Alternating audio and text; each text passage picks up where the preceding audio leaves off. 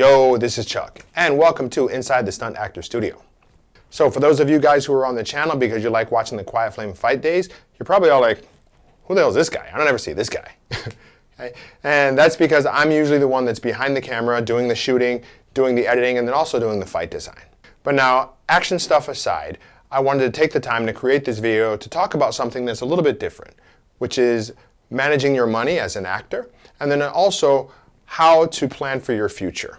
Okay, so I was a little bit hesitant to address this topic because this is kind of an unusual thing to talk about in an actor space. But the fact that nobody's talking about it is actually exactly why I thought it would be a good idea to discuss it. And then beyond that, I think if there's anything that this whole Corona thing has showed us, is that being an actor can make you really, really economically vulnerable. Okay? At least in the States, you have things like the Screen Actors Guild and you have residuals and whatnot to kind of protect you a little bit and to make sure that you have something going towards your future. But unfortunately, where I work here in Japan, we don't have either of those. And then on top of that, the paychecks are smaller, right? So what that means is that for actors here, the moment you stop working, be it because of age or injury or whatever, you start starving. And I think that's messed up. People who become actors do so because they love it, and more than anything else, it's what they really, really want to do with themselves. And I don't think that people should have to suffer simply because they want to pursue something that they enjoy. Okay? So in putting out this video, this is me kind of hoping to do my part to kind of balance the equation a little bit. So anyway, the reason that I'm making this is just to share one of my strategies for taking care of yourself and your future financially, even when you don't have very much to work with in the beginning. Okay? This isn't the only thing that I do. But the reason that I wanted to share this one is because it's easy to understand and implement, it has a low barrier to entry, and it's the safest. So I once heard the expression that just because it's called method acting doesn't mean that it's the only method. Okay? And the same goes for this. And it's my hope in that sharing this with you, even if it doesn't exactly work for you, it'll point you in the direction of something that eventually will. Okay, so let's just jump in and get started. Okay? In order to make this a little bit easier to process, I'm going to break it into 3 parts. 1, what to do and how to execute it. 2, the process of how I set mine up. And then 3, what to be careful about. Okay, so mainly what I'm going to be talking about today is building a market index funds portfolio. And if you don't know what that is, let me put it this way. Let's say that you really, really want to invest because you want to do something for your future. So then you ask around and you ask a bunch of your friends, and then you find a company that's doing really, really well. So then you take all of your hard-earned savings and then you put it into that company. And then for a while, it's rocking and rolling, the company's growing, you're seeing your part of it grow, and it's fantastic. But then all of a sudden it comes out that the CEO is in some kind of huge sex scandal. Okay? Or he gets really sick and then they have to bring in some new guy who doesn't know what he's doing, and then he ends up tanking the company. And then if you didn't have the chance to get your money out in time, then unfortunately when the company tanks, so does your savings, or so does your investment. So this is where market index funds come in. Instead of investing all of your money into one company, basically what you're doing is you're spreading your investment across a wide range of companies in any given market, so that even if one company tanks, it actually doesn't affect you all that much. Okay? And most markets, with the possible exception of like long distance calling cards or something, generally only ever grow over time. Okay? Like for example, cars as a market isn't going anywhere, right? And you get a much, much better return than you get from putting it into the bank. Okay, so according to smartasset.com, that's a hell of a name. Okay, so according to smartasset.com, it's hard to say. Okay, so according to smartasset.com, okay, the average return that you get on a savings account is about 0.4%, okay, which means until you have a ton of money, that's basically kind of nothing, right? Now, if you go for an online bank instead, then it gets bumped up to about 1.5 or 2% because they're really pushing to get people to use online banks nowadays. Right? So that comes out to maybe like, 1.5 to 2% is like $20 for every $1,000 that you put in. Okay? Still not great, but it's a little bit better. Now, if you build a market index fund portfolio, of course it's going to vary on the market and the kind of portfolio you have, but on average, you can expect about a 7% return. Okay? So that means $70 on every $1,000 that you put in. It's a little bit better. Now, I know what you're thinking. You're probably thinking, Chuck, I don't even have $1,000, and please tell me why $70 is a big deal. So what I'd like to do to start with is to tell you guys how to get that first $1,000. Side note, You don't actually need $1,000 to start your portfolio. Most portfolios can actually be started with $500, and a lot can be started with even less. I just chose $1,000 for the sake of this conversation because that makes the math easy. And then why compound interest makes that $70 kind of a big deal. Now let's say that you can get a job that pays you an extra 30 bucks a week. The reason I say 30 bucks is because in Japan, that's what you can get for 1 hour of teaching English privately, which is what a lot of foreign people here do. Okay? But it could be anything. It could be washing cars, it could be babysitting, just whatever you can do to earn a little bit of extra money, but it still gives you the flexibility to cancel or change the schedule so that you can pursue your acting career. So now let's say you make that $30 a week for a year, and come hell or high water, you absolutely never, ever, ever touch that $30. Okay? Then at the end of 1 year, what you have is $1,560. Okay? Now if that goes into a market index portfolio and you get a 7% return, what you're getting in interest is $109.20.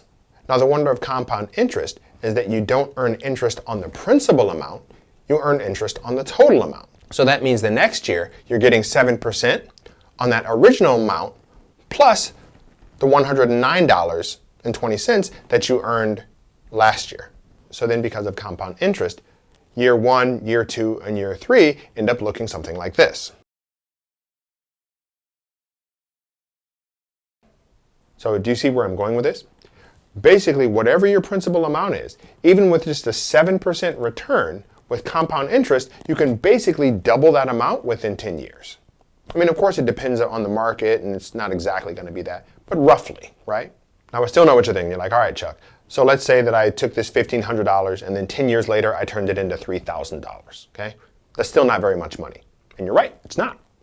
So now let's entertain the idea that instead of only doing that for 1 year, you stuck with that original saving method and you did it over 10 years. So that every year you're adding another $1,560 to the equation, of which you're also getting 7% interest on. Then your years 1, 2, and 3 look like this. So just to recap, let's say you start with $1,500.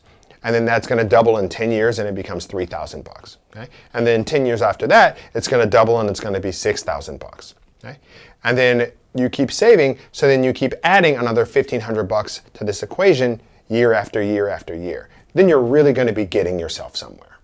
Particularly if you start while you're young. I didn't start my first investment portfolio until I was in my late 30s, which means that basically I have less lifespan to work with until I actually hit retirement age. Okay? But if you start this while you're 20, then that means that you can start with 25% of the money I started with, because it's going to double twice before you get to my age.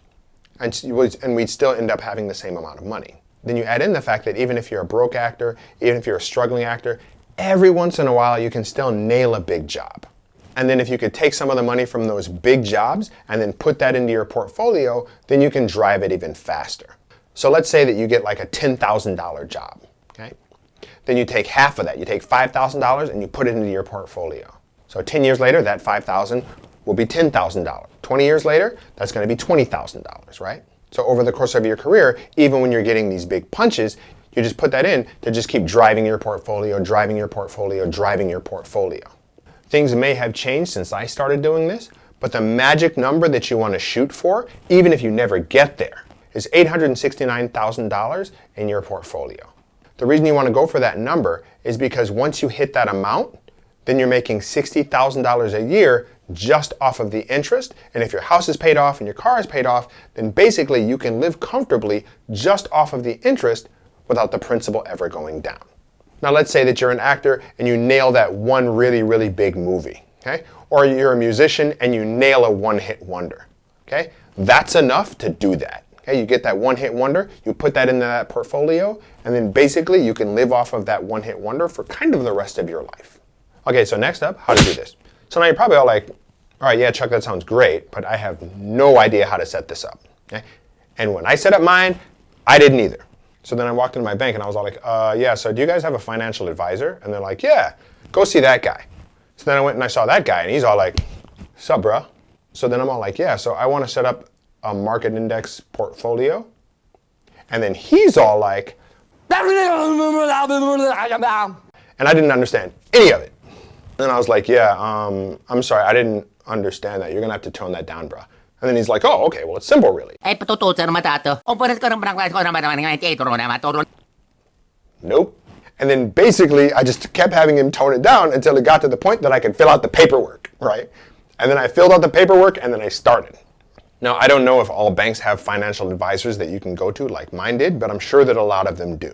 So I think your first step is just going to be going to your bank and saying, hey, do you guys have a financial advisor? If so, can I talk to him because I want to try to set this up? Now, you can't actually set these things up through private brokers or through private people as well. But the issue with that is that they're going to want to get paid for it. And what they'll oftentimes ask for is they'll say, you know, all I want is 2 or 3%, right? But the problem is that what you're getting in interest is 7%. If you're giving this guy 2 or 3%, that's like half, right? Whereas if you can get it done through your bank's financial advisor or through an institution that isn't going to take that 2 or 3%, then what you get is much, much more. Well, anyways, I hope that this video can help you guys to set up something to protect yourself a little bit financially while you're still pushing forward to pursue your dreams. I hope that I don't come across as greedy or something because I'm talking about money, but personally I've never really prescribed to the idea of the starving artist, okay? I don't think that artists should be starving because artists are the people that make virtually every form of entertainment that we have. I think artists should be comfortable and financially stable just like everybody else. And again, like I said, this is just one strategy, right? If you have any questions, please, please, please don't hesitate to hit me up and just ask. I'm here for you guys if you're trying to figure this out. I may not be able to answer all of them, but I'll do my best. Feel free to just drop them in the comments below.